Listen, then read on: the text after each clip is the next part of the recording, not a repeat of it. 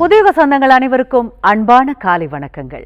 வேயுரு தோழி பங்கன் விடம் உண்ட கண்டன் மிக நல்ல வீணை தடவே மாசரு திங்கள் கங்கை முடி மேல் அணிந்தென் உளமே புகுந்த அதனால் ஞாயிறு திங்கள் செவ்வாய் புதன் வியாழன் வெள்ளி சனி பாம்பிரண்டும் உடனே ஆசரு நல்ல நல்ல அவை நல்ல நல்ல அடியாரவர்க்கு மிகவே. தித்திக்கும் இந்த திங்கட்கிழமை காலை பொழுதில் உங்கள் அனைவரையும் உங்கள் இல்லத்தின் வரவேற்பறைக்கே வந்து சந்திப்பதில் மிக்க மகிழ்ச்சி. இது நேரம் நல்ல நேரம் நிகழ்ச்சி.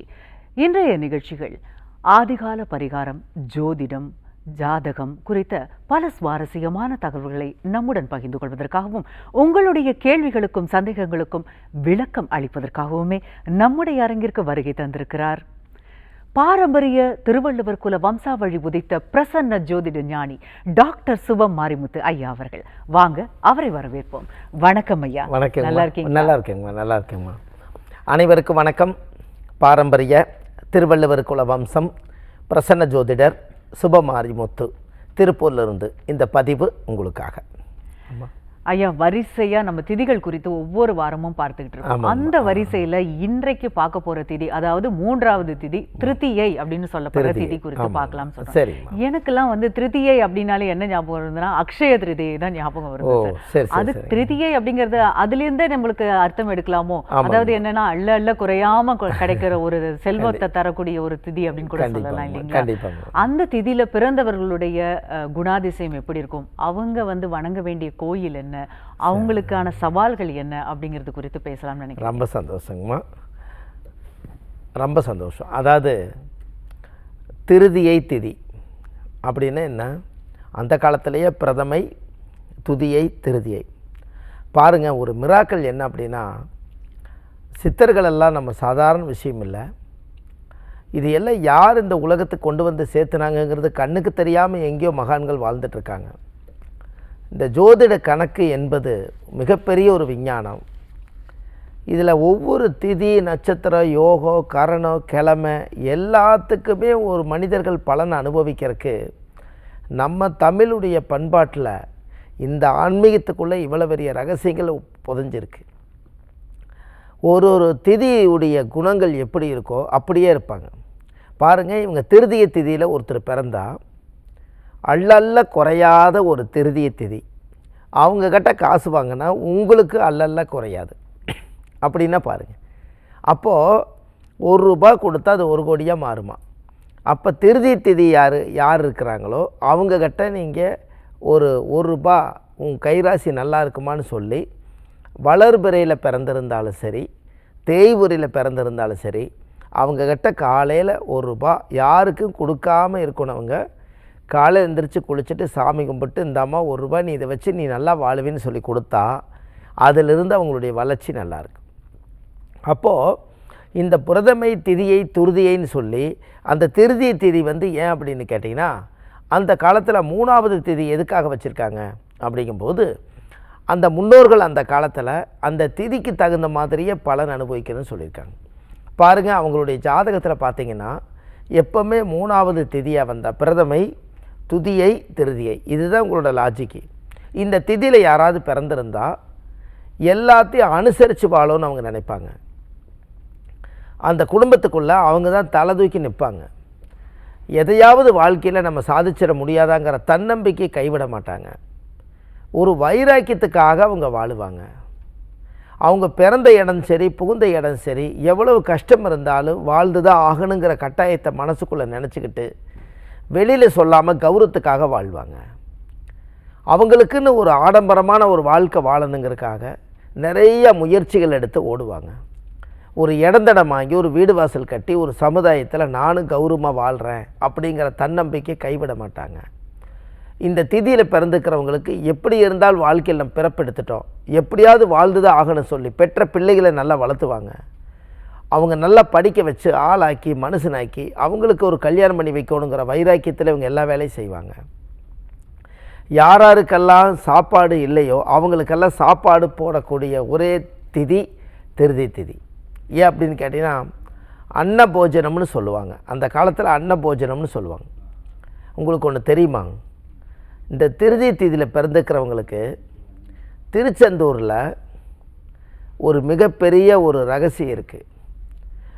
அதாவது போஜனம் சாப்பாடுன்னு சொல்லி பிராமணர்களுடைய வீட்டுகளில் போய் வருஷத்தில் ஒரு நாள் எங்களை ஆசீர்வாதம் பண்ணுங்கன்னு சொல்லி எல்லா வீட்லேயுமே இந்த மாதிரி நீங்கள் போஜன சாப்பாடு உங்களுக்காக நான் ரெடி பண்ணி வச்சுருக்கேன், நீங்கள் வந்து சாப்பிட்டுட்டு எங்களை ஆசீர்வாதம் பண்ணுங்கன்னு சொன்னால் எல்லா வீட்லேயும் போய் சொல்லும்போது அவங்க மஞ்சள் அரிசியை மேலே போட்டு நான் கண்டிப்பாக வந்து சாப்பிட்றேன்னு சொல்லி வந்து அவங்க சாப்பிட்டுட்டு வந்து அவங்கள வாழ்த்துவாங்க. அவங்க வாழ்த்த அந்த திருதியை திதி தோஷம் நிவர்த்தி ஆகுமா? அப்போ இது யாரோட கண்ட்ரோல் இருக்குதுன்னு பாருங்கள். இந்த திதிக்கும் தோஷம் உண்டா சார்? ஆமாங்கம்மா. திருதி திதியில் பிறந்துக்கிறவங்களுக்கு பிராமணருடைய தோஷங்கள் வரும். ஏன் அப்படின்னா குரு தான் திதி சூனியம், தனுசு மீனமும் அது ரெண்டு குருவோட வீடு. அப்போ குரு என்பது பிராமணர்கள். அவங்கள நீங்கள் சந்தோஷப்படுத்துறதுக்காக ஒரு மஞ்சள் கலர் பட்டு வேஷ்டி, ஒரு மஞ்சள் கலர் சேரீ, அவங்க தம்பதி சகிதமாக இருக்கிறவங்களுக்கு பூ மாலை, கல்கண்டு, தட்சணை, தாம்பூலம் எல்லாம் வச்சு வியாழக்கிழமை அன்னைக்கு குரு ஓரையில் நம்ம எந்த உணவும் எடுக்காமல் காலையில் சூரிய உதயத்தில் போய் நைட்டே போய் சொல்லி வச்சுட்டு போய் இதை அவங்க கையில் மனசார கொடுத்து அவங்க அர்ச்சகர் போட்டாங்கன்னா உங்களோட ஜாதகத்தில் இருக்கக்கூடிய அனைத்து தோஷமும் நிவர்த்தி ஆகும். அந்த திருதி திதிக்கு திதி சூனியம் வந்து தனுசும் மீனமும். அந்த சூனியத்தை உடைக்கிறதுக்கு அது அவங்களால மட்டும்தான் முடியும். அதனால தான் தட்சிணாமூர்த்தி கோயிலில் போய் இந்த திருதி திதியில் பிறந்துக்கிறவங்க சகசரநாம அர்ச்சனைன்னு சொல்லுவாங்க. அப்படின்னா நீங்கள் பார்த்துருக்கீங்களா? சகசரநாம அர்ச்சனை அப்படின்னா என்னன்னு உங்களுக்கு தெரியுமா? 1008 முறை சாமிகிட்ட போய் சகசரநாம அர்ச்சனை பண்ணுவாங்க. சக்கரை பொங்கல் நெய்வேத்தியமெல்லாம் சாமிக்கு போட்டு சாமிக்கு பூ மாலை, கல்கண்டு, வஸ்திரமெல்லாம் சூடி அன்னைக்கு ஒரு பூஜை உங்கள் முழு பூஜையை ஏற்றுக்கொண்டு உங்கள் ஜாதகத்தை வந்து சாமியோட பாதத்தில் வச்சு 1008 முறை சாமி பேரை சொல்லி அர்ச்சனை பண்ணுறதுக்கு பேர் தான் சகசரநாம அர்ச்சனை. இந்த அர்ச்சனை எந்த குரு பகவானாக இருந்தாலும் நீங்கள் பிரதிஷ்டை பண்ணலாம், அர்ச்சனை பண்ணலாம். அப்படின்னா பாருங்கள், அந்த அர்ச்சனை பண்ணும்போது அந்த திருதியை திதி தோஷம் நிவர்த்தி ஆகுமா? அப்போ உங்கள் முன்னோர்கள் எல்லாருமே அந்த காலத்தில் ஏதோ ஒரு வழியில் இந்த திருதி திதியில் யாராவது இறந்திருந்தால் அவங்களுக்கு திதி தர்ப்பணம் கொடுக்காமல் இருந்தால் அந்த இடம் சூனியமாயிரும். அதை நிவர்த்தி பண்ணுறதுக்கு தான் தட்சிணாமூர்த்தி ஆலயத்தில் சகசரநாம பூஜை. வாழ்க்கையில் ஒரு முறை பண்ணுங்கள், அசுர வளர்ச்சிக்கு வந்துடுவீங்க. அருமை சார், அழகாக சொல்லியிருந்தீங்க அது அதனுடைய சிறப்பு அம்சங்களை பற்றி.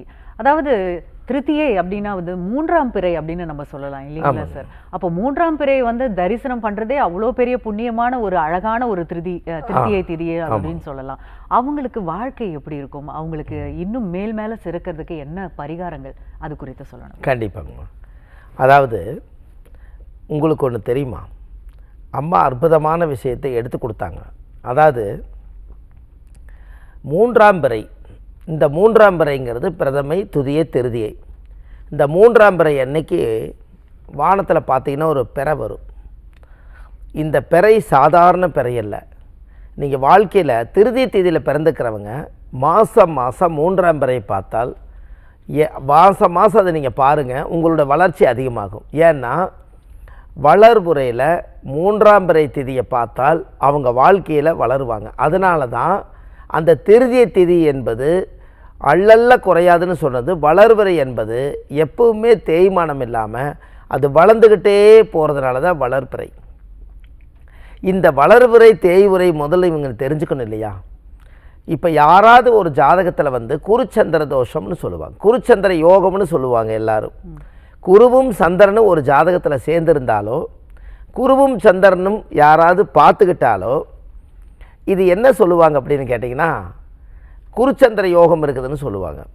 இப்போ அது குருச்சந்திர யோகமாக தோஷமானு இப்போ நம்ம பார்ப்போம். குருவுடைய சீடர் தான் சந்திரன். சந்திரன் வந்து குருகிட்ட வந்து பெரிய ஒரு படிப்பு படித்து அவரும் இந்த உலக மக்கள் நலனுக்காக யாகம் நடத்தலான்னு சொல்லி ஒரு மிகப்பெரிய ஒரு குருகிட்ட வந்து ஆசீர்வாதம் வாங்கிட்டு போய் அவர் நல்லா வளர்ந்தவர்.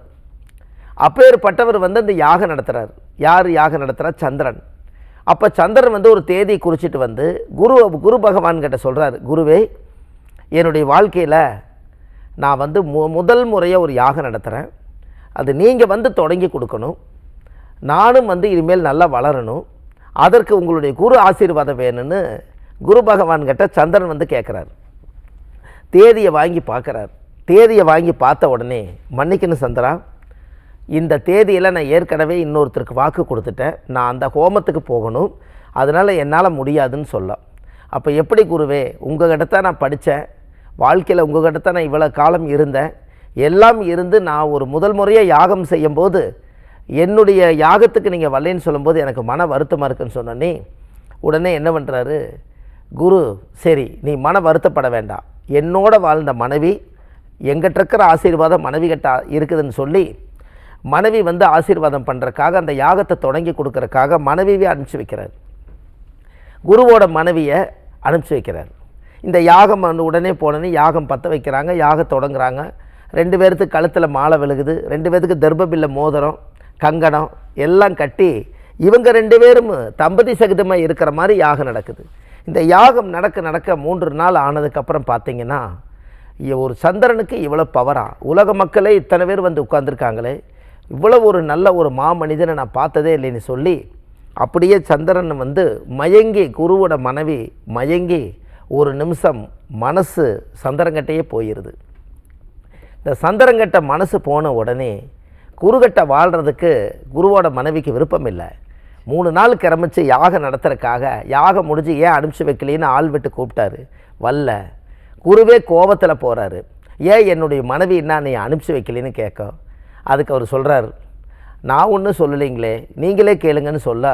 உடனே அந்த அம்மா சொல்கிறாங்க, மன்னிக்கணும் குருவே, உங்களுடைய மனையில் இருக்க வரைக்கும் நான் மனைவியாக இருந்தேன், என்னுடைய இந்த யாக பூஜை ஹோமம் இதெல்லாம் பார்த்து நான் ஒரு பெரிய மெய் செலுத்து போய் இந்த மக்களையெல்லாம் பார்க்கும்போது என்னுடைய மனம் அப்படியே சந்திரன் மேலே பாஞ்சிருச்சு, அதனால் இனிமேல் உங்களோட வாழ எனக்கு விருப்பம் இல்லைன்னு சொல்லலாம்.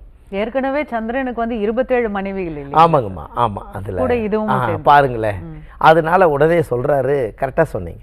அதில் பாருங்கள், அதில் சொன்ன உடனே அப்போ நீ என்ன சந்திரா சொல்கிறீன்னு அவர் குரு கோபத்தில் கேட்குறாரு. அது அவர்களுடைய விருப்பமே என்னுடைய விருப்பம்னு சொல்லிட்டார்.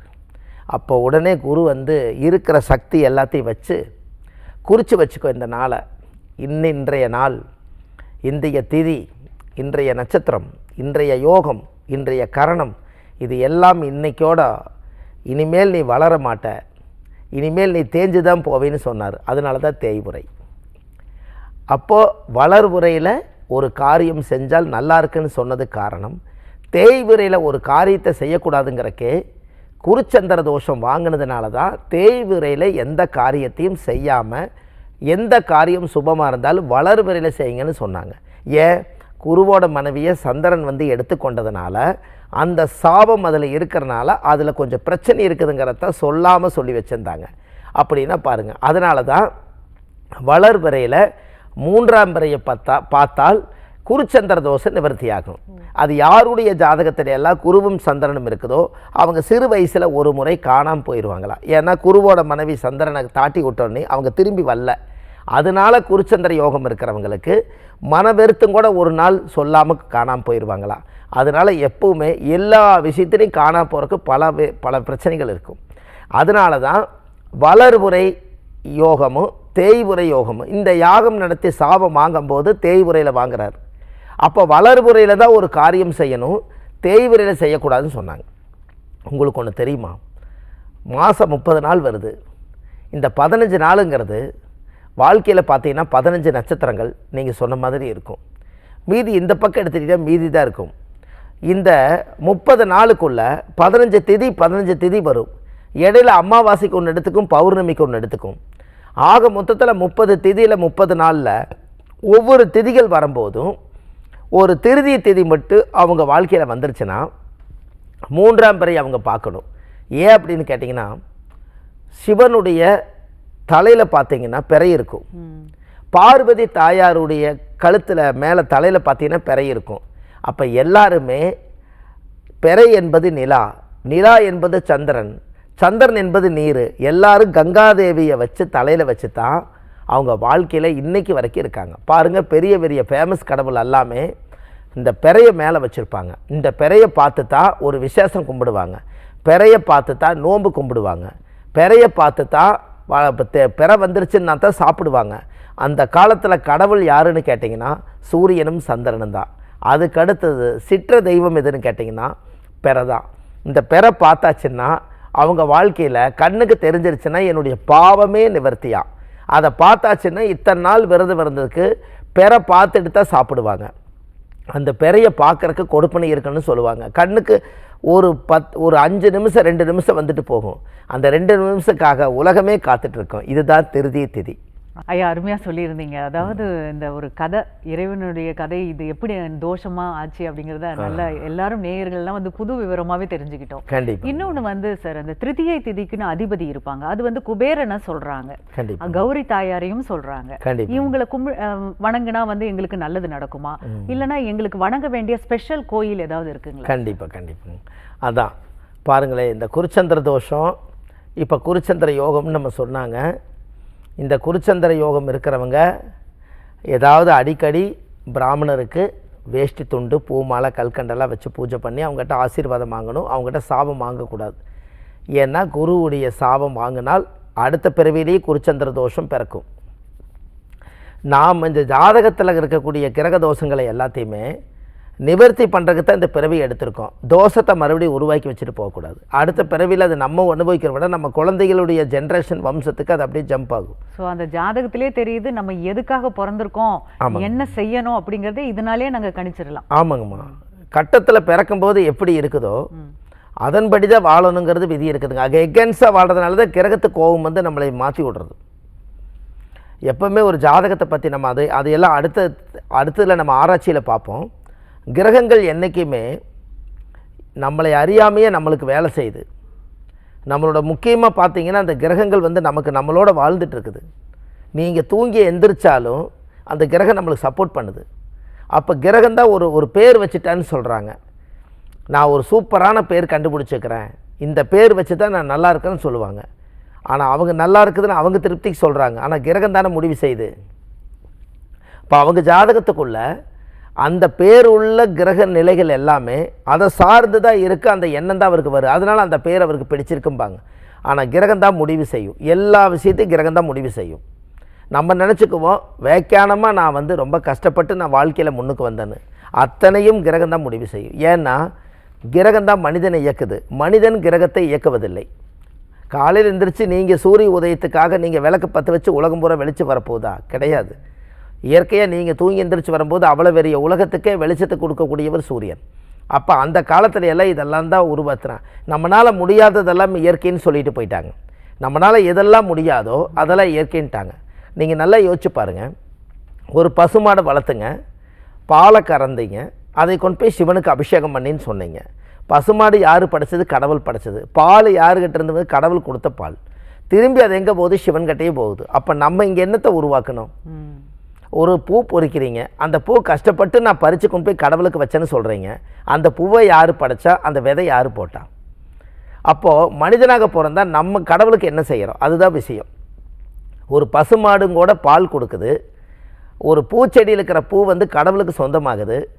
நம்ம என்ன கடவுளுக்கு என்ன சமர்ப்பணம் பண்ணோம்? நம்ம உடம்புல இருக்கக்கூடிய ரோமமான முடியை மட்டும் கொஞ்சம் கட் பண்ணி நான் சாப்பிட்டு வளர்ந்ததில் இருக்கிற முடியை எடுத்து ஒரு பூ முடி கொடுக்குறோம், இல்லை முடியவே எடுக்கிறோம், இதோட முடிஞ்சதுன்னு சொல்லி கொடுக்குறோம். அதுவும் யார் படைச்சதுன்னு கேட்டால் நம்மளை படைச்சதே கடவுளாக இருக்கும்போது நம்மளோட முடி மட்டும் கடவுளுக்கு சொந்தம் இல்லையே என்ன? அப்போ இது நினச்சி பாருங்கள், இயற்கைக்கு செயற்கைக்கு எவ்வளோ வித்தியாசம் இருக்குன்னு. இந்த வானம் வந்து இவ்வளோ பெரிய பரப்பளவில் இருக்குது. ஆனால் அந்த வானத்தில் வந்து நட்சத்திரங்கள் அந்த இடத்துல தொங்குது. யார் கயிறு கட்டி நிறுத்தினா? இந்த தூண் இல்லாமல் இவ்வளோ பெரிய எல்லாத்துக்கும் பெல்ல இருக்குது, இந்த வானத்துக்கு தூண் இல்லாமல் நிற்குது. அப்போ இயற்கையோடு நம்ம போராட முடியுமா? இருக்கும் காலம் இருப்பதை வைத்து சிறப்புடன் வாழ கற்றுக்கணும். அதுதான் நம்ம ஜாதகம்.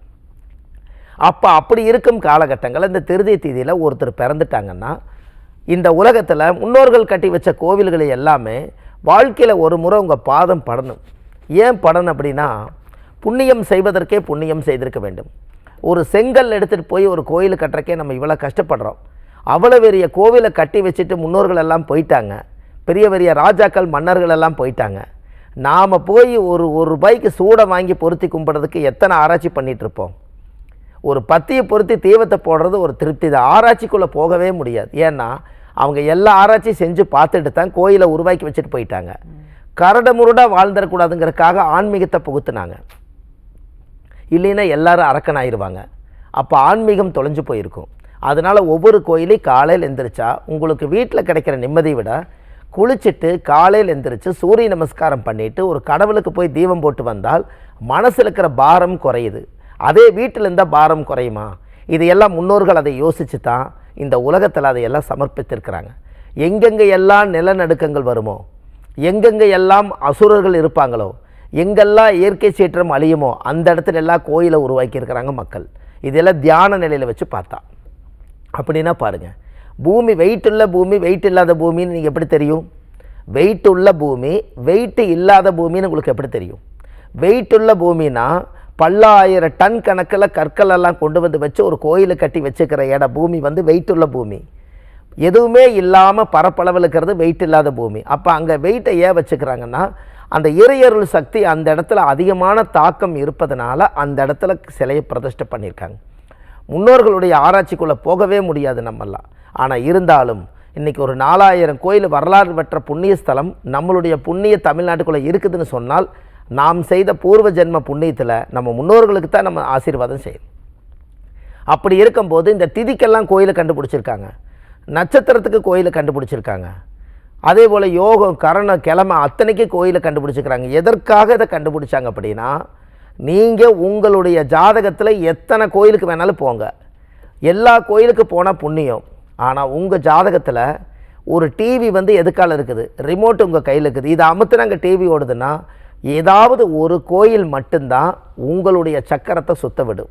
அந்த கோயில் தான் அந்த திதிக்குண்டான கோயில். பாருங்கள், யாராவது வளர்பிறை திதியில் பிறந்தா திங்களூரில் இருக்கக்கூடிய சந்திர பகவானுடைய ஆலயத்துக்கு போயிட்டு வரணும், அந்த கோவில். அதே தேய்வுரையில் திருதி தீயில் பிறந்தா திருவண்ணாமலையில் செந்தூர் விநாயகரை கும்பிட்டுட்டு திருவண்ணாமலையில் அக்னிபுரீஸ்வரர் வந்து சாயம் பண்ணும், அக்னீஸ்வரருக்கு சாயம் பண்ணும். இந்த பஞ்சபூதல ஒரு ஸ்தலம் வந்து திருவண்ணாமலை. இந்த வளர்புரை திதியில் பிறந்தால் திங்களூர் சந்திர பகவான் எங்கே இருக்குது? கும்பகோணத்தில் இருக்குது. தேய்வரையில் திதியில் பிறந்தால் அந்த திருதிய திதியில் பிறந்தால் திருவண்ணாமலை. இந்த 2 திதியில் பிறந்திருக்கிறவங்க இந்த ஆலயத்தில் போய் சாமிக்கு தேங்காய் பழம் பூமாலை கல்கண்டு வாங்கி அர்ச்சனை பண்ணி அந்த கோவிலில் சாமி கும்பிட்டு வந்தால் உங்களுடைய திதி சூனிய தோஷம் உடையுமா? அப்போ அந்த காலத்தில் ஏன் உங்களுக்கு 15 கோயில் மட்டும் செலக்ட் பண்ணிக்கிறாங்க? இப்போ சொல்லுங்கள், 4000 கோயில் இருக்குது, வளர்வரைக்கு 15 கோயில் எடுத்து கொடுத்துருக்காங்க மக்கள், தேய் வரைக்கும் 15 கோயில் எடுத்து கொடுத்துருக்காங்க. ஆனால் 4000 கோயிலுக்கு போயிட்டு வர சொன்னாங்களா? இல்லையே. அப்போ உங்களுடைய திருதிய திதிக்கு தகுந்த கோவிலுக்கு நீங்கள் போயிட்டு வந்தால் அங்கே உங்கள் முன்னோர்கள் யாரோ ஒருத்தர் 7 தலைமுறையில் ஒருத்தர் என்னுடைய பேரம்பேத்தி மக்க மருமக்க வந்தால் இந்த கடவுளே நீ எல்லாத்துக்கும் நீ ஆசீர்வாதம் பண்ணணும் ஒரு தீபம் வச்சுருப்பார் முன்னோர்கள். அந்த தீபம் வச்சுட்டு போனவருக்கு மேலே போயிருப்பார். அது அமைஞ்சு போச்சு. நீங்கள் போய் அந்த தீபத்தை பற்ற வச்சிங்கன்னா அந்த புண்ணியத்தோடு ஜாயிண்ட் ஆகி உங்களுக்கு வரும். அதுதான் திதி தோஷ நிவர்த்தி. அருமை சார், அருமை. இது வரைக்கும் வந்து ரொம்ப வந்து யதார்த்த உண்மைகளையும் துல்லியமான விளக்கங்களையும் கூட பகிர்ந்துக்கிட்டீங்க. ரொம்ப நன்றி. உங்களை எப்படி சந்திக்கிறது, அதோடு இல்லாமல் இந்த ஆதிகால பரிகார புத்தகங்கள் குறித்தும் சில விளக்கங்கள் கொடுக்கணும் நேயர்களுக்கு, நிறைவு பண்ணிக்கலாம். ரொம்ப சந்தோஷங்க. அதாவது இந்த புத்தகம் பிறக்குமான்னு நம்ம கேட்டோம். நம்ம மனசில் ஓடிட்டு இருக்கிறது அத்தனை எழுத்தாக எழுதுனா 1000 புக்கு இந்நேரம் போட்டிருக்கலாம். அப்படி இருந்தாலும் நம்ம புத்தகம் வந்து வாழ்க்கையில் ஒரு புத்தகமாவது இந்த உலகத்தில் வாழணும், அதுக்காக இந்த புத்தகத்தை நான் எழுதினேன். இந்த புத்தகம் வந்து ஒரு பெரிய ஒரு A4 சைஸ், எழுத தீரலை, 1736 பரிகாரம் கொண்ட புத்தகம். இது பாருங்கள், எண்ணம் போல் வாழ்க்கை, வீடு வீடாக கொண்டு போய் ஒன்றொன்னா சேர்த்திடணும்னு நம்ம நினச்சோம். இப்போ பாருங்கள், இது ஆன்லைனில் எல்லார் வீட்டுக்கு போகுது. எனக்கு அதில் கிடைக்கிற சந்தோஷம்தான் பெரிய விஷயம். காலையில் எந்திரிச்சு மனசு சரியில்லைன்னா ஒரு பக்கம் எடுத்து படிக்கிறாங்க, அதில் இருக்கிற ஒரு பரிகாரத்தை எடுத்து மக்கள் செய்கிறாங்க, ஒரு திருப்தி கிடைக்கிது. அதுக்காக இந்த ஆதிகால பரிகாரத்தை உருவாக்கின பாகம் 2 அடிச்சிட்ருக்காங்க. இந்த சித்திரை மாதம் முடிஞ்சோடனே ஆதிகால பரிகாரம் பாகம் 2 வந்துடும். ஏன் அப்படின்னு கேட்டிங்கன்னா, நம்ம மூளை தூங்காது, அதனால் ஓய்வில்லாமல் இதை செய்து கொண்டிருக்கோம். இது எல்லா மக்களுக்கும் இது பயன்படக்கூடிய ஆதிகால பரிகார புத்தகம். கீழே போயிட்டு இருக்கிற நம்பருக்கு கால் பண்ணிங்கன்னா உங்களுக்கு 2 நாளில் உங்கள் வீட்டுக்கே கிடச்சிரும். இது இல்லாமல் நம்ம ஜாதகம், ஜோதிடம், பிரசன்னம் எல்லாமே பார்க்குறோம். சென்னையில் வடபழனி முருகன் கோயில் தெப்பக்குளம் வாசல்லையே நம்ம ஜோதிட அலுவலகம் இருக்குது. சனிக்கிழமை, ஞாயிற்றுக்கிழமை, திங்கக்கிழமை நம்ம ஜோதிடம் பார்க்குறோம். மற்ற தினங்கள் திருப்பூரில் பார்க்குறோம். இது இல்லாமல் நம்ம நிறைய கோயில்கள் எல்லாம் அழைச்சிட்டு போகிறோம். விஸ்வாமித்திர கோயில், திருச்செந்தூர் பௌர்ணமி அன்னைக்கு அழைச்சிட்டு போகிறோம். வள்ளுவர் வாக்குன்னு ஒரு யூடியூப் சேனல் வச்சுருக்கேன். அந்த சேனலில் பார்த்தீங்கன்னா ஒரு 1500 ஆதிகால பரிகாரங்கள் கொடுத்துருக்கேன். இது எல்லாம் உலக மக்கள் நலனுக்காகவே என்று சொல்லி பாரம்பரிய திருவள்ளுவர் குல வம்சம், பிரசன்ன ஜோதிடர் சுபமாரிமுத்து, வாழ்வது ஒரு முறை, வாழ்த்தட்டும் தலைமுறை. நன்றி, வணக்கம். இந்நிகழ்ச்சியை பார்த்து கொண்டிருக்கும் அத்துணை பேருக்கும் இந்நாள் இனிய நாளாக அமையட்டும்.